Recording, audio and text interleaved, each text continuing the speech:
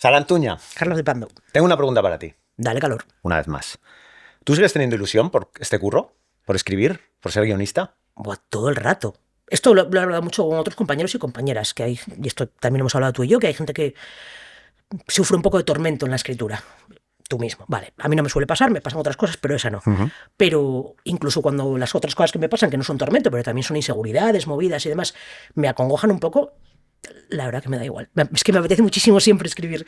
Muchísimo. Incluso cuando no me apetece, sé que al día siguiente me va a apetecer muchísimo. Me ilusiona un montón. Y me acuerdo que una cosa que pensaba cuando empecé a trabajar, la sigo pensando en menor medida ahora, que es, si pudiera escribir un montón de cosas, pero nunca se llevarán a la pantalla, son guiones, pero por lo que sea, no sale. Sí, esto lo dices mucho. Me da igual, que me quiten lo bailado. Yo la parte que me mola ya la he hecho, que es escribir. ¿Y tú? Muy bien. Pues la ilusión me da trabajar contigo, Sarantuña. Porque esta ilusión la transmite muy bien y esto es así. Yo soy mucho más inseguro y tengo muchas más crisis creativas, por decirlo así, pero ahí estás tú diciéndome de dónde sale una, salen más las ideas. O sea Sí, que... sí, totalmente. Pues vamos a hablar de esto, de ilusión y de trabajar durante toda una carrera con ganas y sin perder el gustillo por escribir, con Carlos López, que es uno de los guionistas más afamados de nuestra industria. Ha escrito muchísimas cosas. Cosas además, series, películas, galas de los Goya. Unas personas afuera, La niña de tus ojos, Cosas con marionetas Santo, también. H, Los guiones de los guiñoles, marionetas. Sí. Y vamos a hablar un poco de seguir trabajando con ilusión y de que, bueno, de que esto no se nos acabe y podamos tirar siempre para arriba. Que no nos hunda el desgaste del curro. Correcto. Ya está, pues hoy esto ya se ha hecho con Carlos López. Esto ya se ha hecho es el podcast oficial de Alma, Sindicato de Guionistas de España, con la colaboración de Dama, la entidad de gestión de derechos de autor de obras audiovisuales. Sarantuña, Carlos de Pando. ¿cómo estás? Muy bien, muy contenta. Hoy nos acompaña Carlos López. Y por eso estoy contenta. Muy buenas. ¿Qué tal? ¿Cómo estás? Muy bien. Solemos hacer un pequeño resumen de lo que ha hecho cada persona que está aquí. Contigo es muy complicado y además en la documentación pone ha escrito mucho, que es como suficiente con esto. No, has escrito muchísimo. Bueno, Muchas vamos a hablar. muchos años. O sea, hoy, por ejemplo, he escrito poco. Pone que 32, ¿eh? 32 años ya. ¿Te empiezas escribiendo? Sí. Ostras, sí, sí. Un rato, Se me ha pasado. ¿Sabes qué pasa? Que en este negocio, esto es un aviso, se pasa de ser joven promesa a ser vieja gloria en una noche. Entonces, cuando me quiero dar cuenta, digo, pero si tengo que entregar todavía otro guión, capaz, ¿por qué me...? Y de repente... Pues eso, la gente dice, tú es que tienes una carrera muy larga. Digo, pues no sé. No me he dado cuenta. No me he dado cuenta. Se me ha pasado rapidísimo. Sí, de hecho, un sí. poco el tema del programa es este, ¿no? Mantener la ilusión cuando lleva uno muchos años rodados, muchos años de carretera. Y le ha pasado de todo. Y le ha pasado de todo, efectivamente. Pero para arrancar precisamente con esta carrera, te vamos a hacer la pregunta que hacemos siempre a todos los invitados e invitadas, que es ¿por qué te hiciste guionista? Ya ni me acuerdo. Bueno, no sé, sí. Yo estaba pensando, sabía que preguntabas esto, estaba pensando un poco, y bueno, remontándome al principio, yo de pequeño escribía, como seguramente muchos de vosotros y muchos guionistas, y bueno, en el colegio, un profesor que se llama Alberto Urdiales, que me cambió la vida, de repente formó una compañía de teatro y de teatro de marionetas, de las dos cosas, y pidió voluntarios y yo me apunté. Y entonces esa compañía luego se transformó en una compañía profesional. Y durante pocos años de mi adolescencia y primera juventud, digamos, viajé por toda España actuando y tal, hice un poco de todo, pero claro, como yo escribía, pues al final yo me especialicé en lo que nadie quería hacer, que era escribir. Y entonces aquello que pasó en esa compañía me sigue nutriendo, porque claro, en lo de escribir el texto y probarlo con los actores, lo del trabajo en equipo, lo de pulirlo día a día con el público y tal, aquello me pareció, lo del valor del diálogo, que yo creo que a mí, si se me da algo mejor que otra cosa, o menos mal son los diálogos, pues aquello fue en aquella compañía de teatro. Y luego al mismo tiempo, como también seguramente muchos de vosotros eran muy friki, muy enfermo de ir al cine, ¿no? Y no paraba hasta... Cuando iba a ver una película en aquellos tiempos tampoco había mucho sitio donde verlas, entonces, joder, ya he dicho en aquellos tiempos, si lo digo más veces, quitármelo. No había tanto sitio donde ver películas. Cuando ibas a ver una película ya sabías todo sobre ella, ¿no? Y yo no paré hasta que no me completé la trinidad que entonces para mí eran Buster Keaton, Jacques Tati y Lubitsch, tú fíjate. Ole. Y entonces pues empecé a intentar hacer algo de eso. Y se convocó, me está recordando que fue lo primero que hice, se convocó un concurso de guiones de cortos del Ayuntamiento de Madrid. Tú fíjate, no sé cuántas ediciones se hicieron y me presenté. No gané, pero en el jurado había una actriz que llamaba a un productor y al día siguiente, a los 2 días de terminarse la convocatoria, me llamaron para invitarme a comer, que era una cosa que hacían los productores en aquella época, y entonces me propusieron hacer un proyecto de serie y yo lo hice, fue lo primero que hice. La serie no se hizo y creo que no cobré tampoco. Pero eso fue lo En que eso me- no han cambiado tanto los Claro, productores. es En como el eso sí que corto no están ganó, igual. la serie no se hizo, bueno. Claro, esto es. Entonces, claro, esto es el resto de la carrera es igual. También se puede contar todo lo que he escrito o todas las cosas que no se han hecho, todas las cosas que no he cobrado. Bueno, eso no tantas a lo mejor, pero todas las cosas que no se han hecho, sí. Yo no quiero pasar por alto que ha dicho que era teatro de marionetas. Ya, sí, Luego me iremos he a- imaginado esto. Correcto. Es que los teleñecos son lo mejor. Pero Correcto. luego nos iremos al Guiñol, por ejemplo, y Claro. hablar de tu carrera así más específicamente. Vale. Teleñecos. ¿Todo el mundo puede ser guionista? O dicho de otra forma, ¿qué hace falta para ser un buen guionista, en tu opinión? Ostras, bueno, sobre todo que te guste, ¿sabes? Como método de escritura o como forma de escribir y de expresarte, es muy ingrato realmente porque no estás escribiendo el arte final, no estás escribiendo algo que sea una cosa que tú tengas el último control y que la gente vaya a recibir, tu público vaya a recibir lo que tú estás haciendo, pero quizás esa complicación lo hace especialmente atractivo, ¿no? Porque tú escribes en una cosa que trasciende el papel, ¿no? Y entonces esto es lo más atractivo. Entonces a alguien que le guste el cine, a alguien que le guste las imágenes, el sonido, el que le guste el poner en pie, el que le guste el teatro, el que le guste escuchar y el que se haya emocionado en una sala de cine y le guste escribir, yo creo que esto es fundamental. Ahora, si hablamos de carrera, y ya que estamos en un sindicato hablando de los contratos, lo que hace falta es tener una capacidad de resistencia digna de boxeador. O sea, Es que será la siguiente. Que hace una falta para capacidad de aguantar tanto resistencia, tiempo. porque aquí lo más normal es que no vendas. O yo no vendí el primer proyecto que hice. La primera cosa que me mandaron ni siquiera la cobré. Y luego de repente hice un guión y me dieron una subvención, no sé qué, pero luego tampoco coloqué otra. Hay que asumir, yo creo que en esta profesión, en este negocio, en este sector, lo que más abunda son los fracasos. O sea, casi todos son fracasos. Casi todos son cosas que no salen, que no se llegan a hacer o que si se hacen tienen poco éxito, al menos en primera instancia. Luego están terminando ahí. Por supuesto, de todo aprendes, pero es que hay que convivir con eso. Esto, si me perdonáis una metáfora así un poco pedestre o facilona, es la de la cosa del ciclista, ¿no? Es decir, tú tú eres ciclista porque te gusta, porque crees que sabes montar en bici, a lo mejor no sabes hacer otra cosa y porque eres capaz de echarle muchas horas a eso, que es una cosa que hacen los guionistas. Le echan muchas horas a escribir. Si no estás dispuesto a eso, tampoco puedes ser guionista. Entonces, pues como los ciclistas, tú corres mucho, trabajas mucho en equipo, eso es lo más importante, sueñas con ganar el Tour, lo más probable es que no ganes el Tour. Si ganas una etapa, ya tu familia te pone un monumento, ¿no? Pero no lo vas a dejar, sigues ahí muchos años hasta que te aguante un poco el cuerpo. Pero realmente la gran mayoría de las veces, si veis, tú me decías, has hecho muchas cosas, éxitos, pocos. Bueno. O sea, yo he estado nominado al Goya. A mí me encanta, como decía aquel chiste, me encanta estar nominado al Goya y perder. Ganar tiene que ser la hostia. Porque me han nominado 3 veces. Me han nominado 3 veces y no he ganado nunca. Y el momento justo de anunciar que ganaba otro, sentí un alivio, ¿no? Digo, mira, no tengo que subir al escenario a decir, a que se me olvide un nombre ni nada. Ya. Y ahí, verdad. siguiendo con la metáfora del ciclista, dijiste, pues me voy a tener que drogar porque esto no remonta. A ver si me cambia la sangre y soy capaz de escribir otro género. Que me la cambien por la del lado, que está igual que yo, ¿no? Igual que yo, hermano.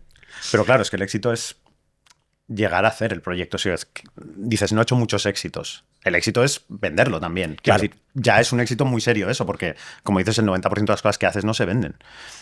¿Hay un momento en el que crees que hay que rendirse de no vender? O sea, quiero decir, porque esto nos lo pregunta un montón de gente Sí. cuando damos clase o tal, es como, ¿en qué momento tengo que decir, mira, hasta aquí, esto no es Claro. lo mío?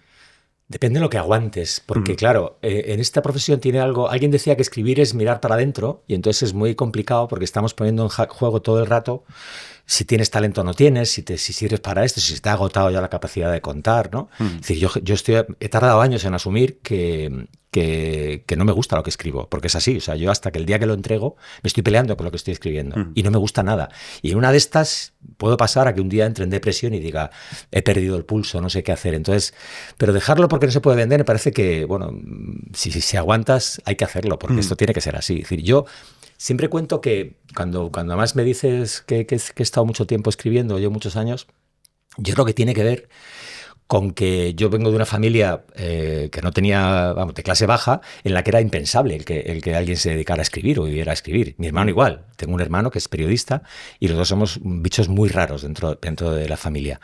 Y entonces eso ha hecho que yo siempre haya intentado, bueno, primero, la primera vez que conseguí dinero a cambio de escribir, ya me pareció que ya había conquistado el sueño del todo, ¿no? Ya está, me retiro. Ya está, ya me retiro. 200 pesetas. Y luego, a partir de ahí, que es un poco el resumen de todos estos años, yo no tenía más remedio que estar un poco pendiente del mercado. O sea, intentar vender, intentar oler por dónde van las cosas, ver qué cosas se pueden vender, cuáles no. O sea, yo nunca he podido hacer, o no he querido, o no me he atrevido, o me ha dado vergüenza a decir, no voy a retirarme un año y voy a pensarme un poco, me voy a una casa en Nueva York y voy a pensarme un poco cuál es una película que yo querría hacer en este momento. Yo a la segunda, si hago eso, cuando he tenido 4 días libres, el 5.º día me he levantado una mañana y he dicho, o me compro una pipa y una bufanda o me pongo a trabajar. Claro. Y me he puesto a trabajar e intentar vender. Y entonces, pues termina siendo un animal que lo que le pasa es que cuando un amigo te cuenta una historia, tú le escuchas y estás pensando si eso que te cuenta es el primer acto o el tercero. Y cuando vas en el metro y es una conversación, estás deseando llegar a casa para escribirla. Y cuando lees una noticia en el periódico, la lees pensando si el punto de vista debía ser el del asesino o el de la víctima. Yo qué sé. O sea, estás viviendo de eso y casi no piensas en otra cosa. Yo creo que no le voy a pedir a nadie que aguante hasta morirse de hambre. Claro. Pero siempre hay una posibilidad, porque vivimos a base de un golpe de suerte. El golpe de suerte, todas las obras maestras del cine que han pasado en la historia, todas fueron rechazadas por un montón de estudios, tuvieron una vida muy triste hasta que de repente tuvieron un golpe de suerte. Entonces hay que perseguir ese golpe de suerte, ¿cómo no? Yo llevo 32 años persiguiendo un golpe de suerte. Bueno, y que en realidad también yo creo que hay una diferencia entre tener un trabajo y tener una carrera. Exacto. Quiero decir, al principio creo que por lo menos toda la gente que conozco, aunque es posible que haya gente que ya lo tenga más pensado en su cabeza, lo que tiene es un trabajo. Es como, vivo de esto y tengo que conseguir otro trabajo y que no pare la rueda porque, bueno, tengo que pagar el alquiler y el yogur y el pienso del gato, ¿no? Así es la vida. Y luego más adelante sí que puedes decir, bueno, pues me ha ido un poco mejor y ya empiezo a poder elegir qué cosas quiero hacer y qué cosas no quiero hacer, claro, dentro de que considero que este trabajo no solo es lo que me paga el alquiler y el yogur, sino que además es una cosa vocacional y me apetece escribir ciertas cosas y otras cosas no me apetece escribirlas y demás. Pero eso es en el mejor de los casos. O sea, yo todo el rato pienso, yo tengo un trabajo. Lo que me preocupa es perder el trabajo, no perder la carrera, porque además es cierto que es un arma de doble filo lo de que tu trabajo sea vocacional, porque parece que te representa de alguna manera, te identifica de alguna manera. Y si no has triunfado en tu trabajo, de alguna manera no has triunfado tú, cuando en realidad dices, yo pues, tengo cualquier otro tipo de trabajo y mientras no me estén despidiendo, será que lo estoy haciendo bien. No me frustro de pensar lo estoy haciendo mal. Mientras que esto es tan subjetivo que te puede hundir o te puede hacer perder la ilusión el mero hecho de pensar. No me importaría tanto perder el trabajo como la idea que decías antes, ¿no? De pensar, no tengo talento, no sirvo para esto. Bueno, aquí es que te pasas el día examinándote. O sea, yo me siento siempre un opositor. O sea, estás todo el día, tienes que convencer o a tu compañero de escritura o convencer al productor o al jefe de guión, a la cadena. No sé qué, estás todo el día como examinándote y esperando a ver qué respuesta, qué feedback te dan. Tal. Estás todo el día pendiente de... Y al final, en el estreno estás pendiente del público, cuando cuelgan la serie estás pendiente de la reacción. O sea, que realmente escribes para gustar, escribes siempre para que aquella cosa sea un éxito, pero sobre la marcha realmente escribes para ti, escribes para aprender, para que te guste. Yo creo que siempre he hecho cosas que las que me han gustado, cuando me las han ofrecido, cuando he intentado meterme en ellas, son cosas que tienen en común que no sabía cómo se hacían. O sea, me he metido en cosas que no sabía cómo se hacían. No sabía algo de la historia, me llamaba la atención porque tenía interés por documentarme, o de repente era un género, una cosa que de repente me llamaba muchísimo la atención. Y he hecho a veces todo tipo de cosas por esa especie de afán de probar a ver cómo se escribía eso, o de pensar que yo lo podía hacer. Pero eso es como el disfrute personal. Lo demás es intentar siempre convencer a la gente, ir tirando para que aquello... para que tenga un poco de grasa a la rueda y siga girando, ¿no? Nada más. Sí, esta cosa de cuando estrenas algo, dices, a ver cómo son las críticas. Y tú ya llevas críticas desde que has empezado a escribir, hay críticas al guión. Con lo cual las críticas te rayan tanto. Ya estás, sí. Dices, yo ya no quiero más críticas, me da igual, ya sé que... O sea, aparte, lo más sensato es que no te guste. Claro. Pero como síntoma de sensatez, no porque hayan hecho una mierda con lo que te has hecho. Lo más normal es que digas, bueno, hasta aquí hemos llegado, ¿no? Pero cuando sale bien, qué bien es. Quiero decir, creo que lo contó Berto también, Berto Romero, en una entrevista que le hicieron con Andreu, que lleva muchos años trabajando juntos y dijeron, bueno, ¿qué es lo mejor de trabajar con él? Tal, y los dos dijeron prácticamente lo mismo, que es hacerle reír, que es como que se corra tu pareja. O sea, que es una sensación increíble, ¿no? Que el que tienes al lado, que te conoce como si te hubiera parido, que te ha oído el mismo tipo de chiste 1000 veces y de repente, ¡pa!, carcajada, que además es instintiva e incontrolable, ¿no?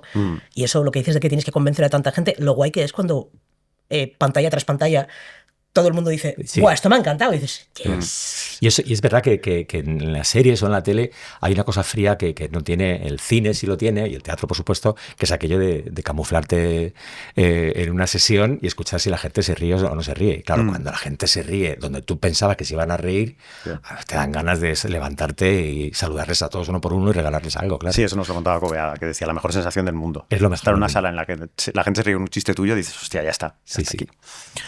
Vamos al principio, Vamos a que recapitular. estamos aquí. Arrea. Sí. Empezaste en el año 94 haciendo una gala de los Goya, con José Ángel Esteban. Sí. Por la puerta grande, ¿eh? ¿Cómo llegas a esto? Porque además es como la típica cosa de ahora todo el mundo es como, buah, si hay algo que no quiero escribir nunca es una gala de los Goya, A mí porque me es súper aterroriza. desagradecido. Yo escribí 3. Uf, Con Rosa María Sardá. Con Rosa María Sardá. encima, ¿sabes? Para Rosa María. Rosa María Sardá. Pues aquello fue... había presentado, o sea, estaba presentando proyectos de guión en un par de productoras y una de ellas conocía a Manolo Maggi. Ah, Que fue luego socio, siempre amigo y profesor también, y el que ha aprendido todo prácticamente. Y entonces de repente nos metimos en un proyecto con él y él estaba muy enganchado con la academia, intentando que la academia, estamos hablando de unos años en la academia era un piso en la calle General Orá. Y entonces nos recibieron y dice, bueno, tendríais que hacer algo con la gala.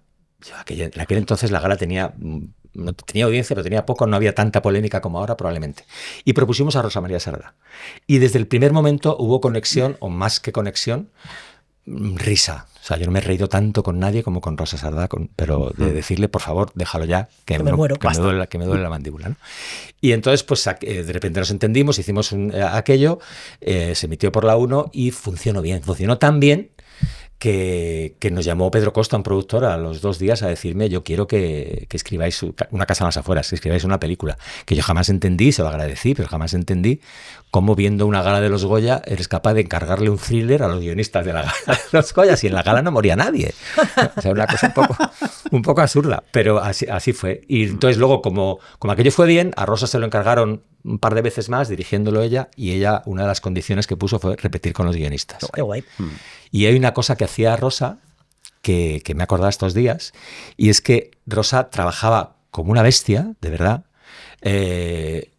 Estábamos como 4 meses repitiendo el guión, probando cosas con ella, improvisando, tirando cosas al cesto, curraba muchísimo, estabas hasta las 12 de la noche, te decía, si os tenéis que iros, Wow. Llegabas a las 9 de la mañana y le había dado una vuelta a alguien y te proponía cosas, y todo era para que cuando llegara el momento de la gala pareciera que improvisaba. Esto es lo que hacía. El talento Maravilla. realmente, uno de los grandes talentos era que ella en el escenario era como si se estuviera ocurriendo a ella en ese momento. Y entonces tenía una conexión con el público brutal. Entonces, claro, ya podías, o sea, evidentemente el mérito era en un porcentaje muy alto suyo, ¿no? Y trabajaba mucho para poder que pareciera improvisado, para poder improvisar incluso alguna cosa en el escenario, pero mínimas, ¿no? ¿Y volverías a escribir una ahora? Uf, Si te llamasen. No lo sé, tendría que consultar con mi médico antes. No es fácil, ¿eh? No es nada fácil, primero porque tienes un público en la sala horroroso. Todo el mundo está nervioso, tenso, o peor, acaban de perder un Goya. Es decir, O están bebiendo como o tal están, cual o los están en el floreros. backstage bebiendo como locos. Entonces, Claro. es un público y es imposible que que se le contagie al que está presentando. Eso es de luego. Luego, le llamamos guión de una gala. A lo mejor una gala de 2 horas a 15 minutos, 20 minutos de guión, porque el resto son que si los vídeos, que si la subida al escenario, que si el discurso. agradecimiento. El éxito de la gala a veces depende de que haya un discurso emocionante de agradecimiento, de que alguien tropiece o que alguien haya hecho una proclama, no tanto de tus chistes o tus cosas. Entonces hay que ser muy parco, vigilar mucho la escaleta y está un poco fuera de tu alcance. Y luego también tener eso, presentador, presentadora o presentadores que sean buenísimos, pero realmente es muy ingrato, es lo más ingrato que hay en este trabajo, que hay mucha cosa ingrata, Sí. porque trabajamos por adelantado y porque trabajamos antes que nadie, pensamos todos los problemas y tal. En lo de la gala es lo más ingrato que hay. Sin O sea, duda. que igual no volverías a hacerlo. La respuesta es no. Bueno, quién sabe, quién sabe. Después de aquellas galas, decías que te llega la opción de hacer una casa en las afueras, Sí. y luego ya enganchas con Los Años Bárbaros, Turno de Oficio, un montón de proyectos. Desde aquellos años hasta entonces, volvemos a aquellos años, dijiste que no De vas a aquellos repetir, pero ya lo tiempos. repito yo. ¿Crees que ha cambiado mucho la industria? Ha cambiado muchísimo. ¿Para bien, para mal? En algunas cosas para bien, otras cosas para mal. O sea, es decir, claro, compararlas es un poco absurdo para empezar, porque el devenir es el que es. O sea, decir, la cosa ha ido como ha ido. Cuando yo empecé no existían apenas series de televisión, no existían ni siquiera canales privados, con lo cual había poquísimo trabajo en televisión. Y en cine había poco porque se hacían pocas películas, ¿no? Entonces eso hacía que hubiera una especie de vicio en la forma de hacer las cosas. Yo también suelo contar que cuando yo llegué al cine, parece que lo digo, cuento como si me abrieran una puerta, ya ves. Cuando yo llegué al mundo del cine o al cine de mi barrio, había una cosa en común, que es que la gente que hacía cine era un poco privilegiados, o gente incluso también de buena familia, o no sé qué, tal. Eso no ha cambiado tanto, pero bueno. Ha cambiado bastante, y sobre todo ha cambiado la profesión. Ahora existe una cosa también, en parte por internet y por las redes y por los WhatsApps y por este tipo, y por el sindicato y por Dama y por la cohesión que tenemos una conciencia de la profesión mucho más grande y de ser consciente de qué estamos haciendo. Cuando yo empecé en esto era una profesión de solitarios y parecía que tenía que ser así. Nadie sabía lo que hacía el de al lado y cada uno se entendía con su teclado. Y ahora esto ha cambiado y ha hecho que sea una profesión realmente, sea un oficio, y sea una profesión y sea, con todas las de la ley, algo que tenemos que representar colectivamente. Esto es lo que más ha cambiado. Y luego, claro, la llegada de las televisiones y luego la llegada de las plataformas ha cambiado todo. Viendo a los tiempos de hoy, en primer lugar podemos hacer historias que antes eran impensables. Antes no salíamos de plató para nada, antes no se podía hacer, no había ni solo efecto especial, no podíamos hacer nada, era todo tristemente cutre, era todo, como decía un productor, en modo radio. Es decir, que en lugar de ver la batalla, entraba alguien y decía, la que se ha liado y afuera.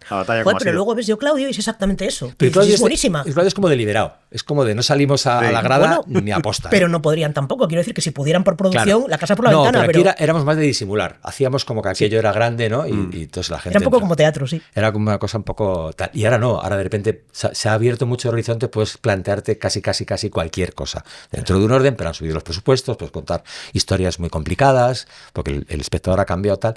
Y incluso cuando llegaron las plataformas, pues parecía que mejoraba la condición laboral, mejoraba los salarios, porque siempre éramos los últimos monos. Pero realmente ahora yo creo que estamos, y este es un mensaje total, estamos peor en muchas cosas porque siempre el guionista ha tenido que pegarse, siempre ha tenido que pelearse, siempre ha tenido que recordar, no dejar de pedalear y recordar que tu trabajo te hay que pagar, te lo tienen que pagar y te lo tienen que pagar a tiempo y que es complicado y que es tan importante como dices, con lo cual págame. Y si dejas de pegarte, si dejas de pelearte, si dejas de reclamar, van bajando el listón y te dejan de pagar y te dejan de... Esto es así, ha sido siempre así, aquí en Estados Unidos y en todas partes, ¿no? Sí. Aquí no sé si alguna vez haremos una huelga, pero siempre ha sido un poco así. Y ahora mismo hay una situación en la que hay muchísimo trabajo, hay mucho más guionista trabajando que nunca, pero también hay una bolsa de desarrollo o de trabajos circulando muy grande, ¿no? Muy grande, porque claro, se producen muchas cosas, pero también se presentan muchos proyectos que no salen. Sí. Cada productora intenta presentar un proyecto a una plataforma y a otra y otra y otra. Entonces hay un montón de proyectos que probablemente lo que paguen va a ir al cesto. O sea, es decir, de repente no va a salir y esto lo vamos a tener que comer. Y entonces hay mucho guionista infravalorado, infrautilizado, que ha escrito un proyecto por el que le han medio pagado porque no se sabe si va a salir. Y entonces al final hay una cosa de situación precaria muy peligrosa, y en la que hay que dar la batalla. Que parece mentira que con lo que ha crecido la industria, como dices, lo que no haya crecido en absoluto es la capacidad de riesgo, ¿no?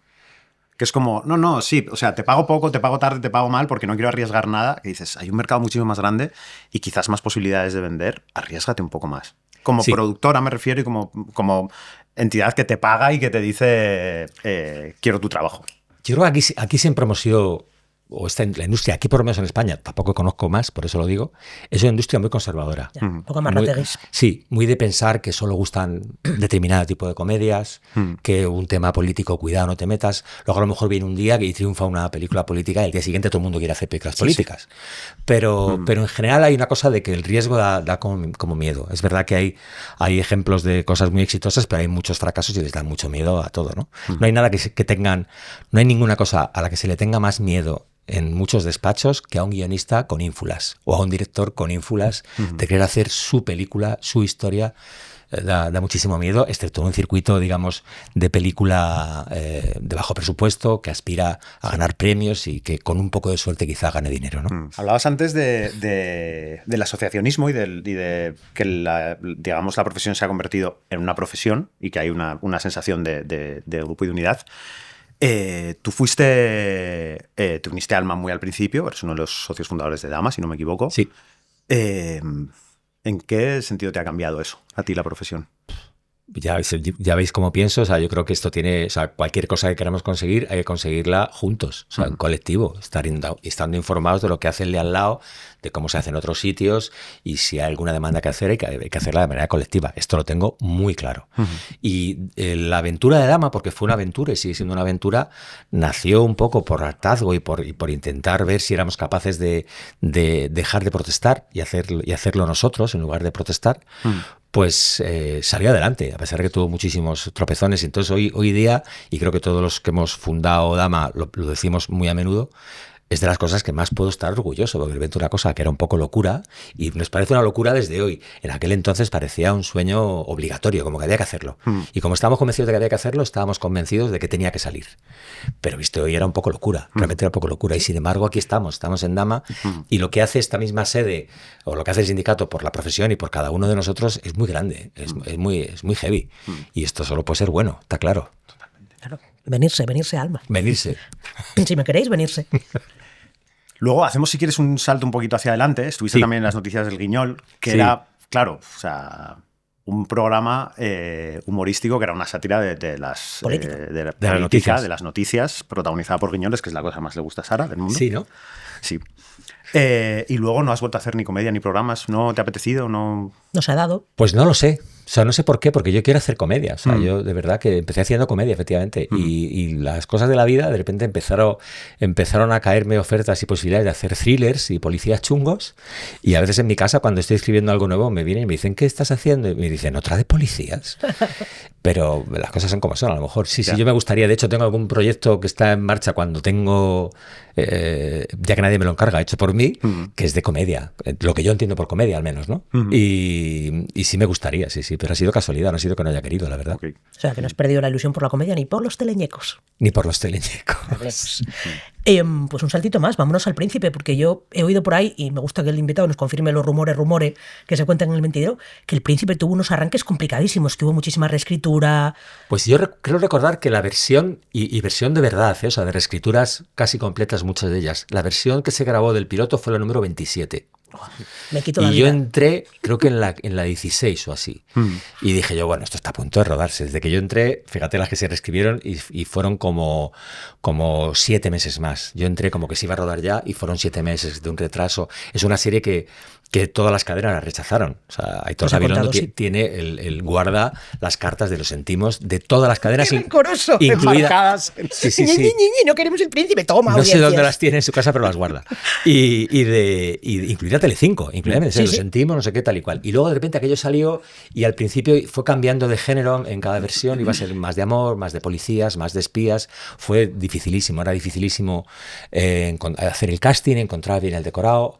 En algunas cosas, para mí es como uno de los últimos ejemplos de televisión comercial, digamos, de ficción comercial, pues correspondió casi previo a la entrada de las plataformas y tal. Hizo picos de 6 millones de espectadores. Hizo picos de 6 millones de espectadores, yo flipaba. 30% de share, así a lo loco. Un 30%, y suena realmente loco. Sí. Y de hecho, a mí, como había making of y salían los guionistas, pues a mí me ha pasado lo que nunca me ha pasado. Ir bajar en el ascensor con el vecino, pero hasta un año después.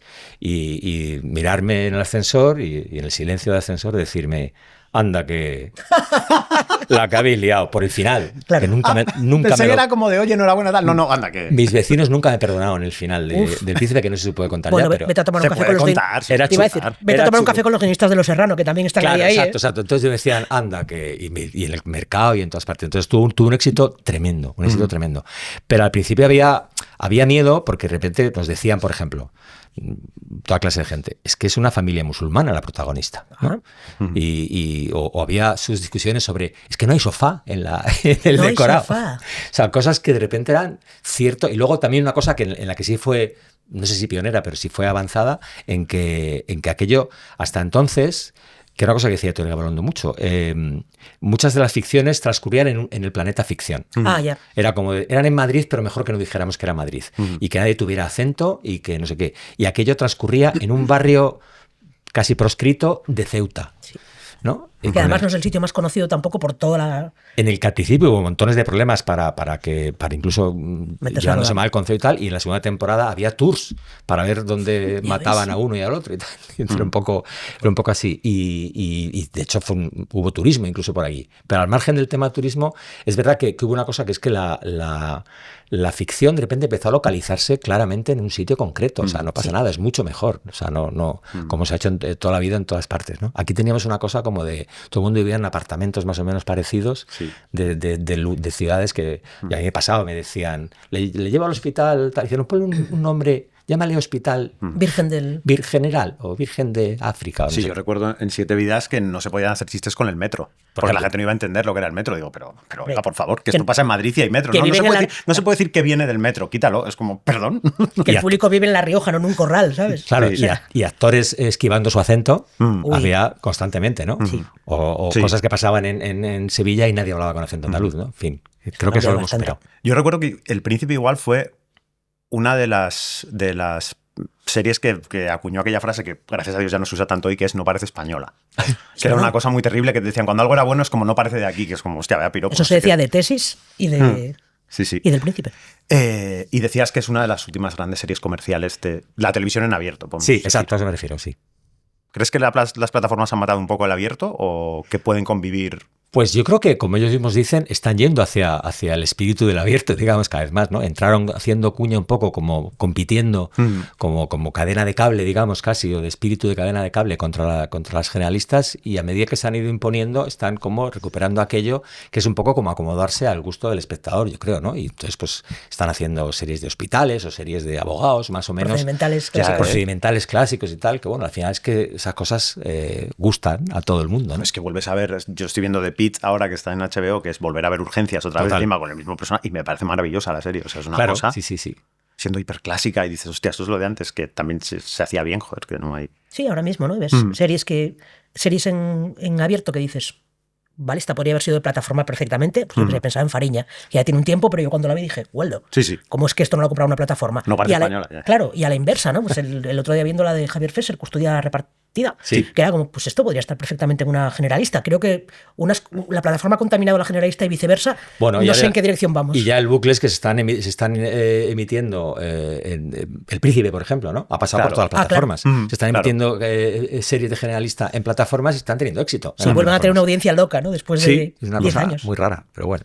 También es verdad que se consume, entonces, estamos consumiendo ficción a saco. O sea, volviendo antes, que ahora mismo tengamos que pelear los guionistas para que se nos respete algunos derechos y salarios cuando se consume tanta ficción, es de verdad un poco triste.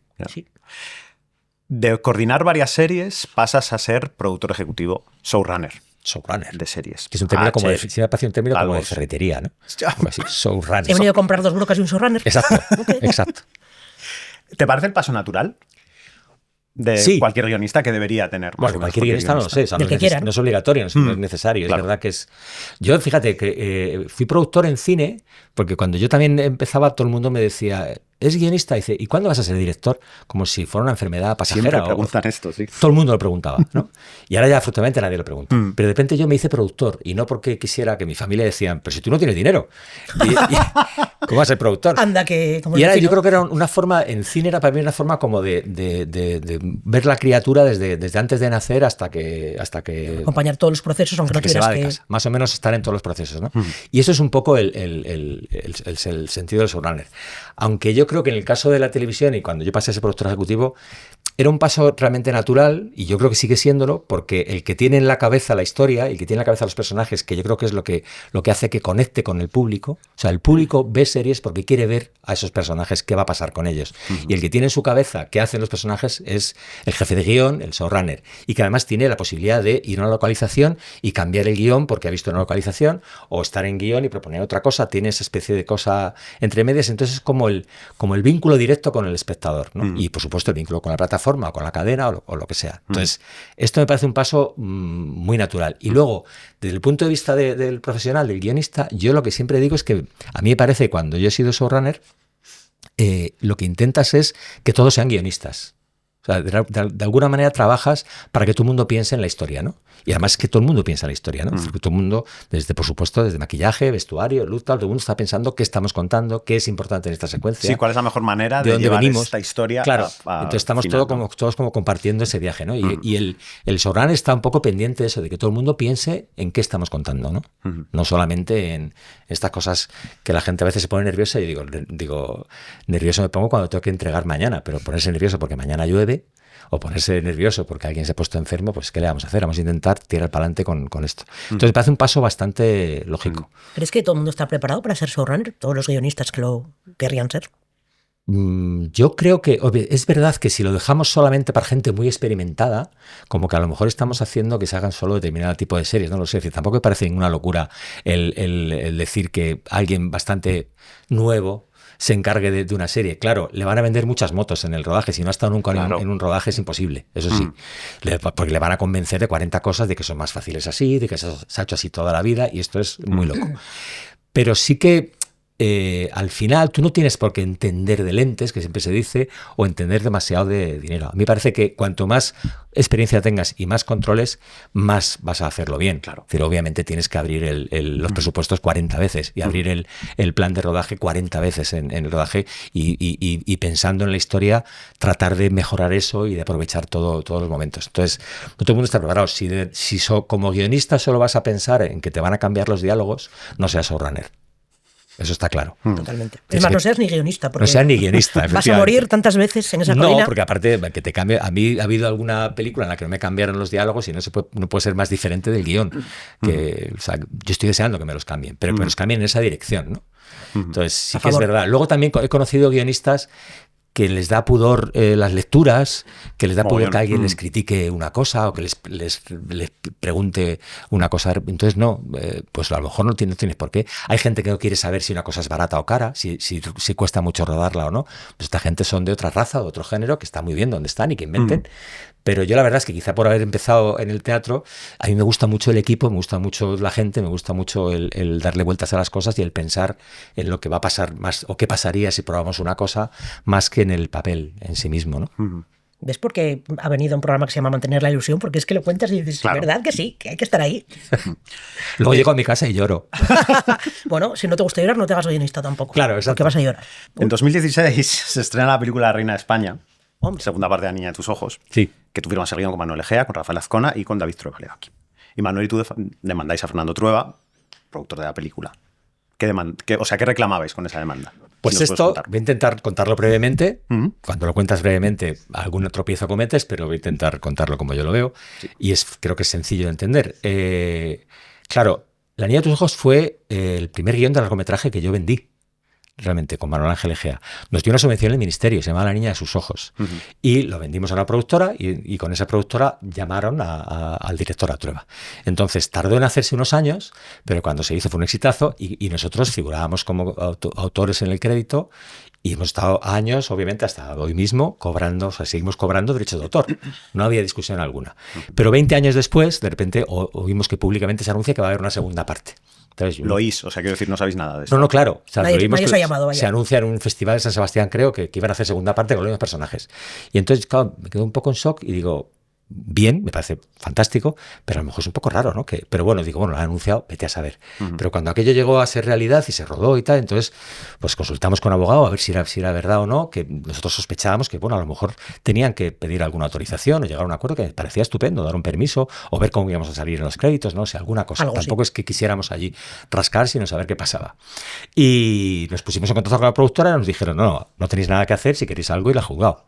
Entonces, después de muchas noches sin dormir, decidimos ir al juzgado porque en alguna de esas noches yo pensé, digo, si no voy me voy a arrepentir toda la vida, probablemente voy a estar con la cosa metida de que yo tenía que haber ido. Entonces nos lanzamos.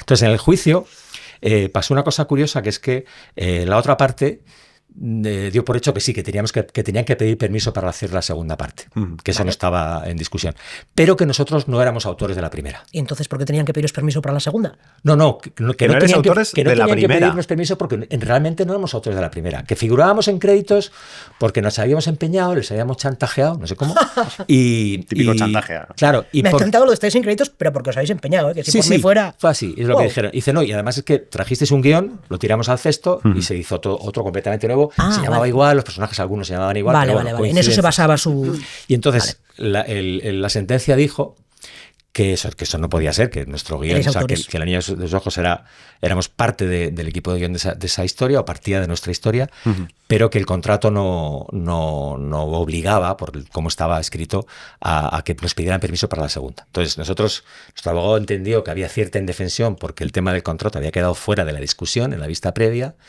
de manera que recurrimos alegando esa indefensión. Y en la siguiente instancia, que fue la audiencia provincial, nos dio la razón, nos dijo de nuevo que por supuesto que La niña de sus ojos éramos autores de ella, aunque insistieron en que seguíamos sin serlo, que el tema del contrato teníamos razón, que no estaba en discusión, pero de repente se pusieron a analizar en la sentencia las diferencias, como si fuera un plagio posible, entre la primera y la segunda, y concluyeron que aunque era la segunda parte y eran los mismos personajes, y éramos autores coautores en la primera, pues que no tenían por qué pedirles permiso por una cosa bien diferente. Y ahí fue cuando pues decidimos decir, bueno, pues hemos perdido. No hemos perdido del todo, digamos, a mi juicio, hemos perdido esta cosa de que no había que pedir permiso por la segunda, y hasta ahí pudimos llegar.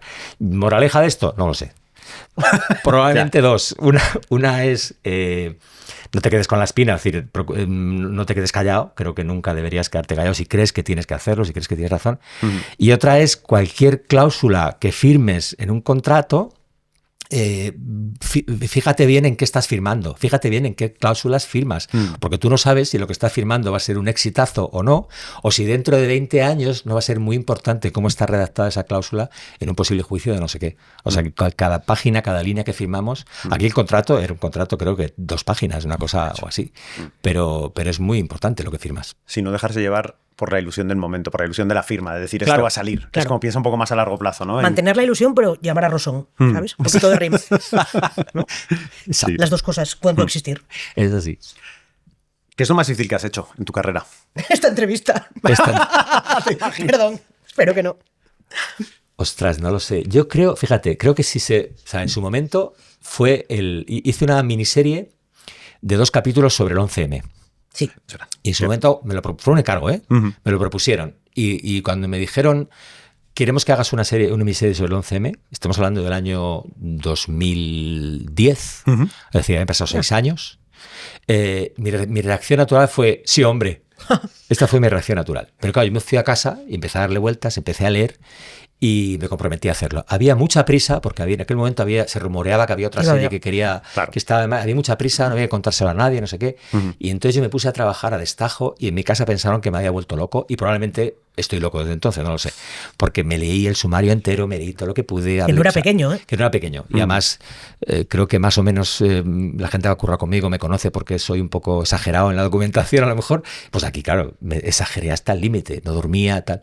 Y se rodó enseguida. Y de hecho el segundo capítulo creo que se preparó en la preproducción con la escaleta, ni siquiera con el guión. O sea, fuimos a toda pastilla.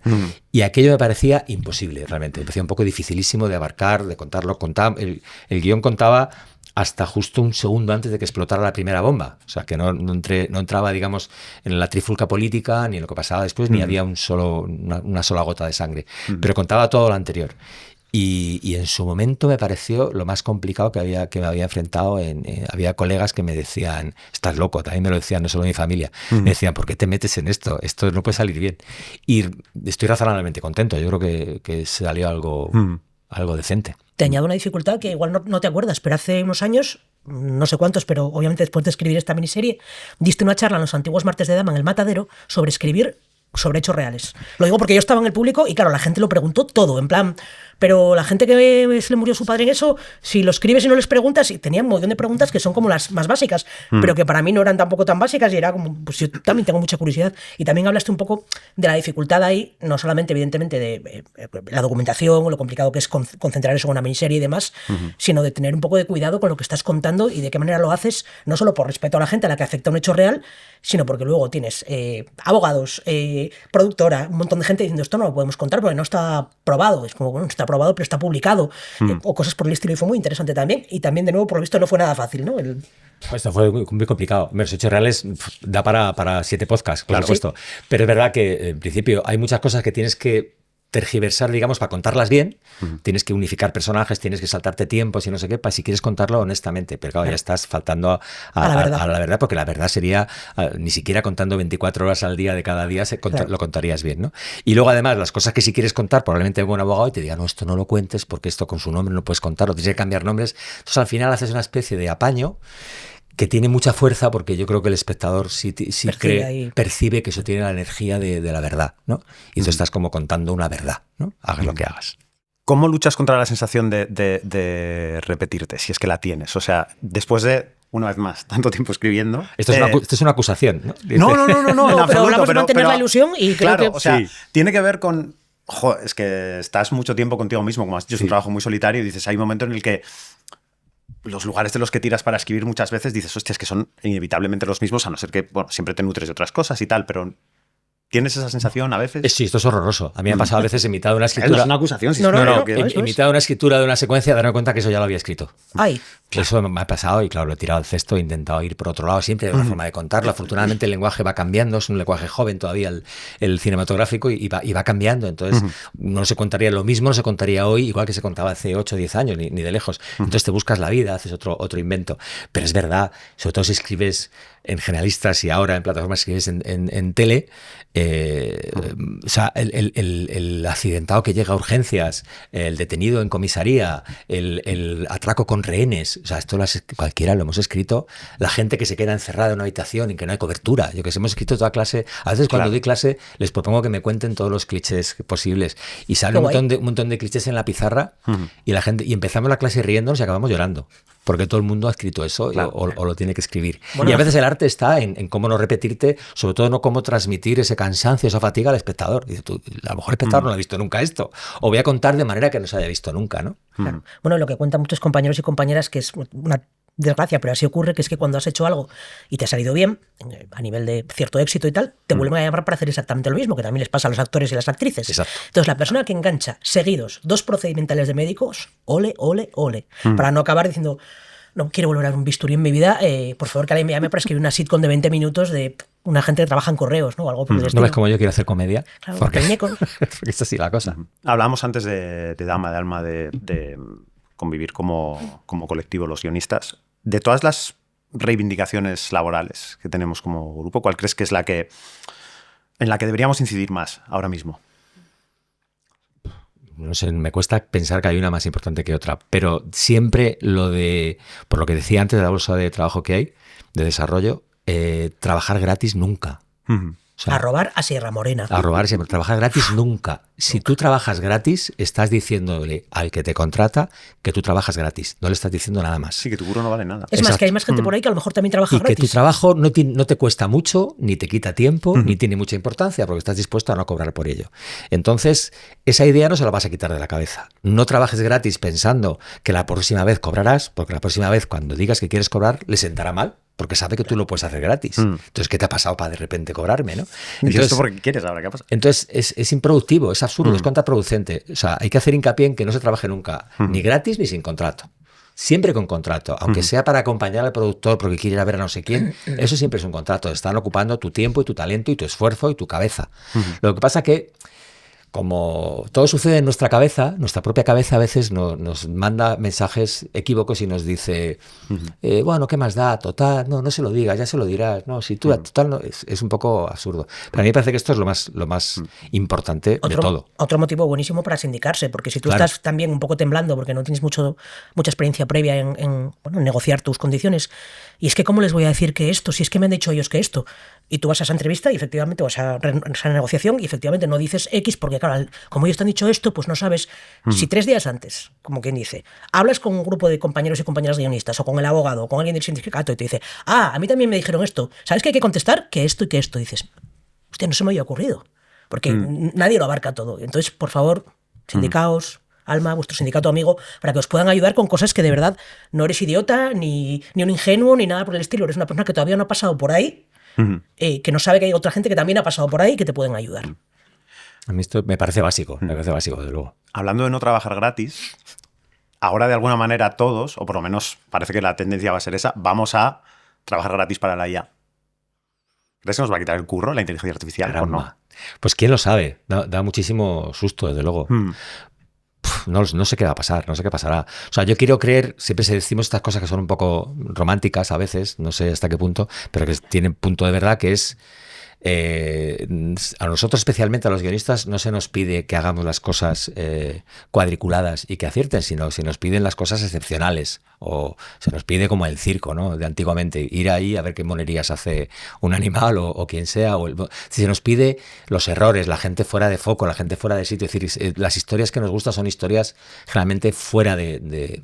Pero me preocupa también que no ahora, hace ya tiempo, antes de que existiera la inteligencia artificial, la industria está basándose a veces, y ahí está el campo de las secuelas, en repetir fórmulas y repetir cosas. Y eso da dinero. Puede ser bueno o malo, puede ser una mierda, pero da dinero. Y como da dinero, se seguirá haciendo. Y entonces, a mí lo que me preocupa es que a lo mejor las historias en las que está detrás la inteligencia artificial son peores, son previsibles, son clichés, son baratas de concepto, pero funcionan. La gente las ve, las consume en no sé qué situación y se harán. Y entonces sí que creo que es posible que si no estamos un poco en guardia o si conseguimos que de alguna manera se ponga coto. Alguien me dijo en algún debate también que me invitaron que esto era oponerse o pedir que le pusieran coto a la inteligencia artificial es como cuando la gente se oponía a la era industrial o a la máquina de vapor o al motor de combustión. Digo, bueno, también entonces había trabajo infantil. O sea, siempre habrá que poner algún tipo de coto, siempre habrá que intentar a ver por dónde va la cosa.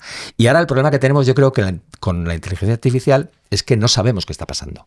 O sea, no sabemos qué están haciendo. No sabemos si están llenando con nuestras obras el bicho, ni sabemos ni siquiera qué grado de perfección tiene ese bicho. Nos van enseñando lo que quieren, lo que pasa para encelarnos. Y hay mucha gente trabajando en eso. Entonces, realmente no sé qué puede pasar. No sé qué puede pasar. Obviamente tenemos que reivindicar la imperfección. Y además, esto es una cosa que se puede hacer al margen de la pelea que hay que hacer gorda política y sindical. Defender la imperfección, las historias personales, las historias que nos gustan, la forma de hacer las cosas que nos gusta, ¿no? E intentar que no sea todo Tiburón 27. Esto que estás diciendo de la gente que estaba contra la máquina de vapor o lo que fuera, yo he oído mucho con respecto a la inteligencia artificial lo de, a ver, podéis decir lo que queráis, pero no se le pueden poner puertas al campo. ¿Tú has estado alguna vez en un campo? Están llenos de puertas. Está lleno de puertas. Normalmente echas con un somier, si eres de la zona Asturias, Galicia y demás, al lado de la bañera en la que bebe el ganado, al lado hay una puerta hecha con un somier. Y tiene dueño el campo. Claro, está lleno de puertas el campo, ¿cómo que no se puede? Alma, sindicato, sindicarse, que te ayuden. Vamos a la última. Ya vamos ya. ¿Cuál es el mejor consejo que te han dado como guionista o el que le darías tú a alguien que estuviera empezando? No sabría yo de dar consejos a veces, pero es verdad que suelo decir uno que escuché una vez en una entrevista, o sea, que no es mío, pero es verdad que yo lo uso siempre, lo he usado hace años y lo sigo usando, que es un consejo de escritura. Y es aquello de, algún colega mío lo conoce porque se lo he dicho alguna vez, pero lo practico realmente día a día, que es nunca terminar la jornada en un punto y aparte, por decirlo de alguna manera. Vale. Es decir, si tú terminas una secuencia y te quedas muy a gusto, ya que estás en velocidad de crucero, antes de cerrar el ordenador, aunque sea en plan zurullo, pon qué pasaría después, qué es lo que te parece importante, o lo que estás pensando, ponlo ahí sobre la mesa y al día siguiente, cuando llegas y tienes que volver a arrancar, en lugar de ponerte a releer todo lo que has hecho o en lugar de empezar de cero, empiezas con unas cosas que alguien ha dejado, que eres tú, sobre la mesa, como si fueran duendes, para que tú sigas trabajando. Es buenísima idea. Entonces, con esto nunca se para la cadena, digamos. Tú llegas por la mañana, o cuando sea, enciendes el ordenador y dices, ¿a esto que puse ayer? Ah, sí, por aquí. Y coges el hilo y sigues tirando de él. Qué bueno. Esto, maravilla. ¿no? Es como has fregado los platos en la cena, echa unos garbanzos a remojo. Así Correcto. ya sabes lo que vas a comer mañana. No tienes que comerte la cabeza. Vas a comer garbanzos. Los has dejado a remojo 8 horas. Otra cosa que es al día siguiente y digas, ay, garbanzos, Ya, otra vez. pero bueno, también te puede pasar, te sientas delante de lo que has escrito y dices, Sí, es verdad, reaccionas. vale, voy a ir sobre esto, pero voy a retocarlo o tirarlo, ya veremos. Pero tienes algo, qué buen consejo. Muy bien. Pues hasta aquí. Muchísimas Muchísimas gracias. Gracias a vosotros por este currazo. Un placer. Nada, pues te volveremos a llamar seguro, porque siempre está bien tenerte por aquí. Seguiré currando para merecerlo. Porque mantiene la ilusión súper alta. ¿eh? Claro. Sí. Muchas gracias, Carlos. Gracias. Esto ya se ha hecho. Turra Sindical, Sarantuña. Un miércoles más. Con Cristóbal Garrido y Borja González Santaolalla, que vamos a hablar con ellos de la figura del showrunner. Wow. ¿Qué nos contáis? Vamos a ver, vamos a empezar por una pregunta. Por 5 pesetas. La respuesta. Hostia. Funciones del showrunner. Como por ejemplo, opinar sobre el casting. Tiempo. Opinar sobre el casting. Elegir jefes de departamento. Reunirse con la cadena, la productora y demás para explicar la serie, contar un poco el tono, todo lo demás. Comandar al resto de equipos que trabajan en la serie. Comerse el catering. Elegir el casting. Ahí está. Increíble. Muchísimas gracias, Carlos y Sara, desde Aranjuez. Increíble. Ahora tendríamos que hacer una rima muy graciosa con casting, pero a mí no se me ocurre nada porque Absolutamente. son las 5 de la tarde y estoy dormido. Podría haber dicho reparto, elegir el reparto. Y es como, ¿me tienes un poco harto con elegir el reparto? ¡Oh, buenísima! Sí, lo mío es el flow, Antuñona. Súper Antuñona. Vamos a por ello. Bueno, showrunner, ¿vale? Vamos a hablar del origen del showrunner, de dónde viene esto. ¿Por qué se inventó el concepto de showrunner? ¿Vale? El concepto de showrunner básicamente viene de Estados Unidos porque hubo un momento en el que había 355.000 productores ejecutivos. Ok. El marido de la jefa de la cadena que se leyó un libro y le dijo a su mujer, oye, este libro está muy bien. Ese señor rascaba un crédito de productor ejecutivo. Entonces hubo un momento en el que había tantos productores ejecutivos que había que, de alguna manera, diferenciar al que realmente estaba tomando decisiones creativas, ¿vale? Y a ese señor se le puso, o señora, se le puso el nombrecito de showrunner. Okay. Esto ha llegado a España, como siempre, tarde y regular, ¿vale? Y mucha gente que no está haciendo las labores de showrunner está haciendo, se está apuntando el tanto de ser showrunner. Porque una cosa que ha pasado en estas respuestas que habéis dicho Es que falta lo más que faltaba importante. lo más importante, que es escribir. Exactamente. Es verdad. Porque Yo es que la daba por hecha, entonces. Claro, Claro, por hecho. para ¿no? nosotros es muy evidente, pero hay gente que no es tan evidente, que tú puedes hacer muchísimas cosas que las tienes que hacer como showrunner, pero la más importante, la única que te da el carnet oficial Del del club club de de los showrunners showrunners es ser guionista. Vale. Si no eres guionista, eres otra cosa. Eres productor ejecutivo, o eres productor, o eres ejecutivo de cadena, o eres director, eres muchas cosas, pero no eres showrunner.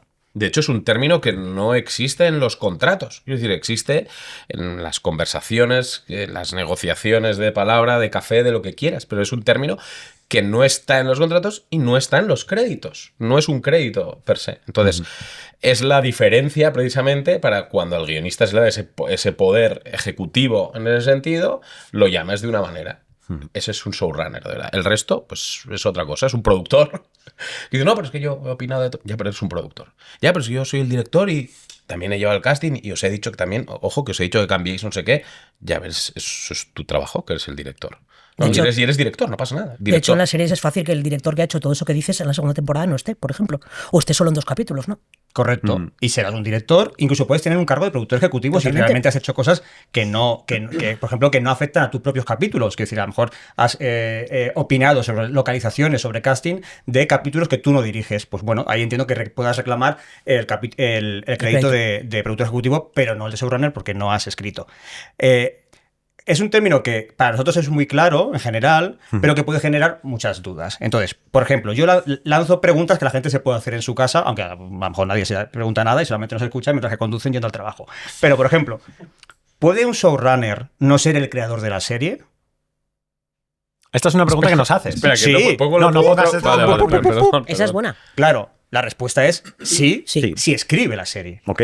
Quiero decir, porque eso implicaría, hay series que a lo mejor tienen tres creadores y no los 3 son showrunners.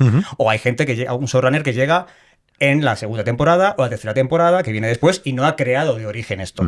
Lo único que tiene que hacer es realmente estar en la sala de guión, escribir y dar coordenadas y tener decisiones creativas sobre la serie. Claro, De una hecho, serie de muchas temporadas puede tener varios showrunners, pero un creador, quiero decir. Te iba a decir que sí, que estaba pensando concretamente en 2DZ, porque es la que tenemos más cerca. Elite, por ejemplo, tuvo unos creadores y showrunners de arranque, que luego se fueron a hacer sus cosas, y tuvo 8 temporadas. Y la serie no iba sin showrunner. O El Vecino. primera temporada unos showrunners, segunda temporada otros. Eso te iba a decir, que Vosotros mismos claro, sí. habéis sido eso, ¿no? Showrunners sin ser. Tengo otra pregunta, otra tesis que se puede dar, que es, ¿puede una serie no tener showrunners? Sí.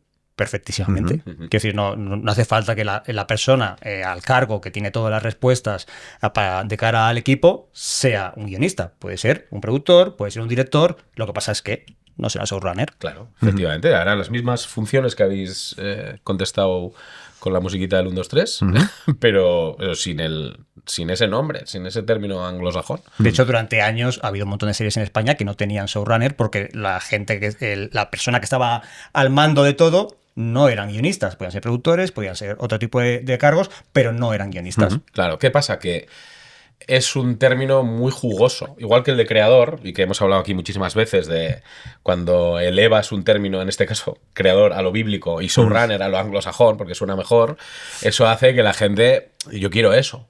De hecho, hay muchísimos másters, que también lo hemos comentado aquí muchas veces, hay muchos másters, hay muchos cursos de cómo ser showrunner. Bueno, eso es un cuadro. Claro. Vamos a hablar, vamos a enfadarnos un poco. Sí, O sea, ¿cómo vas a hacer un máster de ser showrunner y puede acceder gente que no ha escrito jamás en su vida algo? Es como hacer un máster de astronauta. De jefe, ¿no? ¿No? Claro, como máster de astronauta. No he estudiado ni física, ni química, ni soy ingeniero de nada. No, solamente quiero ser directamente astronauta. No, oiga, tendrá usted que tener un recorrido que como mínimo implique haber escrito algo, ¿no? Claro, o sea, es muy importante aquí alertar a nuestros afiliados que si tú quieres ser showrunner es porque quieres ejercer el control creativo, es decir, ser jefe. Para eso tienes primero que haber escrito, es decir, no puedes empezar de la nada, y es fundamental que mires a tu alrededor, sepas de cómo funciona un proceso de casting, sepas cómo funciona, pues lo hemos hablado muchas veces, ¿no? Cómo funciona el trabajo de un director, el trabajo de un productor, el trabajo de todos los departamentos. Creo que es importante, por lo menos, tener una visión general de todo. No tienes por qué saber lo que es un Fresnel, porque me remito a aquella conversación que tuvimos, pero sí que tienes que entender la visión global. Y eso es importante. O sea, desde aquí a la gente que se deja seducir por esos másters que te ponen, no, máster en showrunner, bueno, cuidado, un poquito. Y luego hay que decir también que ser showrunner no implica dineretes, quiero decir, implica el cargo. Tú como productor ejecutivo tienes un sueldo, lo que no implica son derechos de autor. Que eso es una cosa también que es, si vas a ir del palo de a mí en la nota de prensa ponerme que soy showrunner porque luego creo que me voy a llevar derechos de autor, eso no tiene nada que ver, eso no genera derechos de autor, es un trabajo más de producción que de otra cosa. Que si no tiene ningún sentido que tú quieras derechos de autor por haber elegido un casting o por haber elegido a los jefes de equipo. Eso es otra cosa que ahí por no haber hay... dado 4 ideas, que tampoco... Exactamente, porque 4 ideas también te lo dan los ejecutivos de cadena y no son showrunners. Entonces, eso es una cosa que también hay que decir. Esa cosa que decíamos de yo es que he hecho muchas cosas, he decidido muchas cosas. Bueno, sí, y has opinado, como opinan también los ejecutivos de cadena. Basile se metía en todo. Basile en su momento, el jefazo máximo de Telecinco, era un señor que leía escaletas. Ese señor no dormía. Ese señor no era el showrunner ni el creador de su serie. Opinaba, pero no era un showrunner ni un creador. Y tampoco lo es el productor que considera que tiene que ser showrunner pues porque está de moda y porque lo que quiere salir es en la nota de prensa haciendo serie interesante porque es un concepto que está de moda. Claro, es que es por eso. Es que al final el término atrae a mucha gente. Es un poco ponerte una medalla que no es tuya cuando en realidad las tuyas también molan mucho. Quiero decir que Hombre. una serie de fulano, fulana, siendo fulano, productores de esas series, también tiene un sello propio eso. Es que ser productor me parece lo máximo. Claro. Quiero decir, ser productor de tu serie es una cosa muy importante que además te llevarás un buen dinerete porque te llevas el beneficio industrial. Quiero decir, o sea, que tiene muchas cosas guays. ¿Para qué también ser showrunner si le estás quitando el cargo al que realmente es? ¿Qué necesidad de acaparar cosas que no son tuyas, ni las estás haciendo, ni te corresponde? Sí, sí. A robar. A ser Sierra robar. Morena. Correcto. Me encanta acabar así. Hashtag a robar así. No sé si quieres algo más que ¿Quieres decir. Sí. No, pero hay una pregunta en Alma Responde. Entonces, ¿Ah, sí? si queréis, os quedáis venga. y Que nos lo respondemos. digas. Hay pregunta y la envía Me encantaría que Grecia. llamara. Porque te lo miran en el móvil. No, porque me encantaría que de repente... Teléfono de aludidos. Tenemos aquí una pregunta... Vale, sí, os la digo. Pon altavoz, no.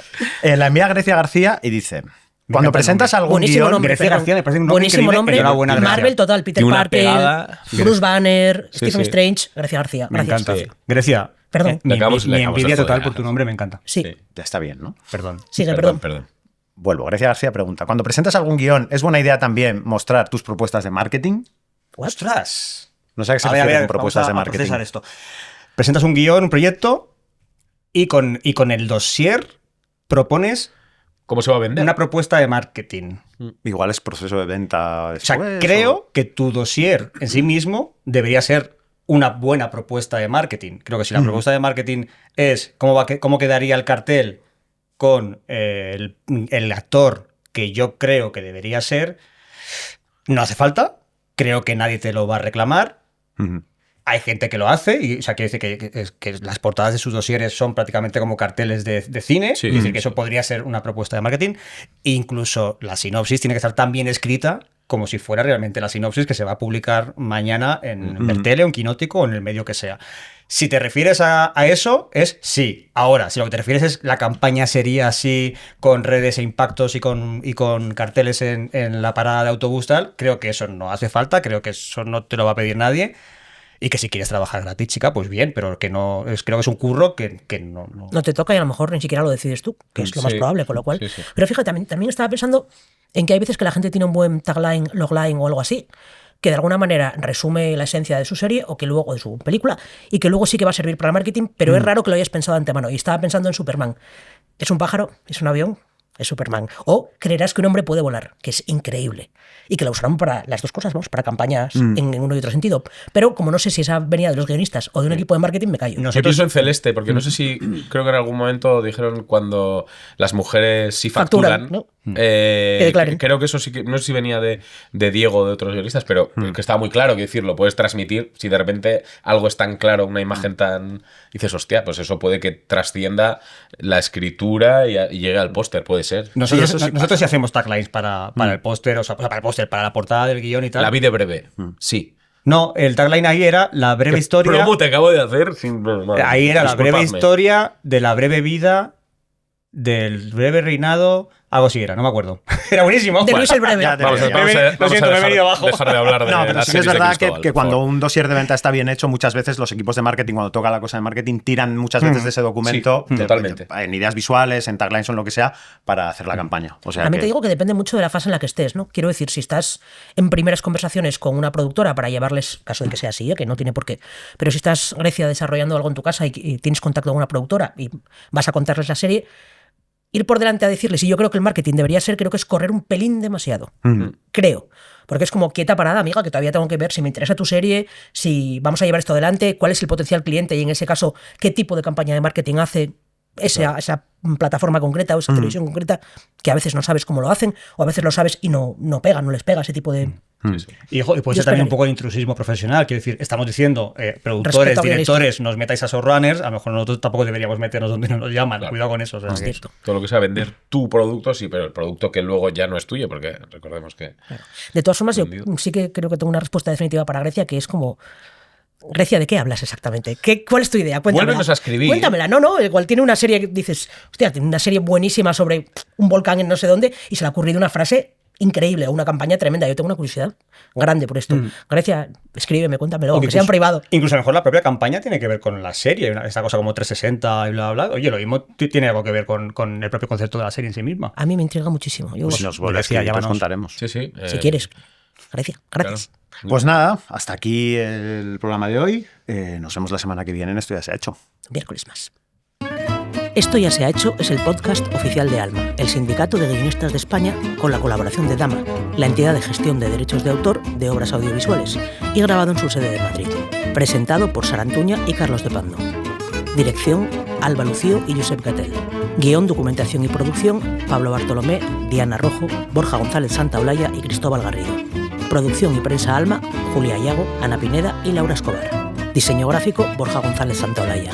Realización y edición de Lemon Juice. Música, Music Library.